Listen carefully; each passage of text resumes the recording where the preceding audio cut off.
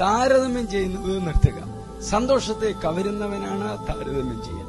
നമ്മുടെ വിലയേറിയ ജീവിതത്തിന് തുരങ്കം വയ്ക്കുന്നതിനുള്ള പ്രധാന ഭീഷണികളിലൊന്ന് നമ്മൾ ചെയ്യുന്നതിനെ മറ്റുള്ളവർ ചെയ്യുന്നതുമായി താരതമ്യം ചെയ്യുക എന്നതാണ്.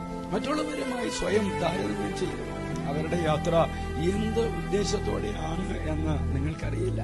ദൈവം നമ്മെ ഓരോരുത്തരെയും പ്രത്യേകതയോടെയാണ് സൃഷ്ടിച്ചിരിക്കുന്നത്. അതുല്യമായ ഗിഫ്റ്റുകൾ, കഴിവുകൾ, ശക്തികൾ, സാഹചര്യങ്ങൾ എന്നിവയോടെ.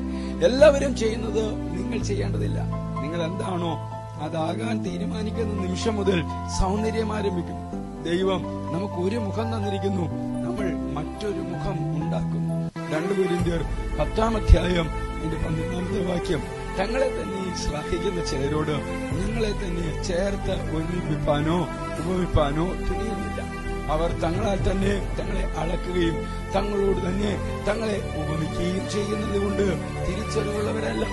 ദൈവം നിങ്ങളുടെ ജീവിതത്തിന് ചുറ്റും തന്നിരിക്കുന്ന ആളുകൾക്കിടയിൽ നിങ്ങളായിരിക്കുന്ന സ്ഥലത്ത് നിങ്ങൾക്ക് ചെയ്യാൻ കഴിയുന്നത് മറ്റാർക്ക് ചെയ്യാൻ കഴിയില്ല.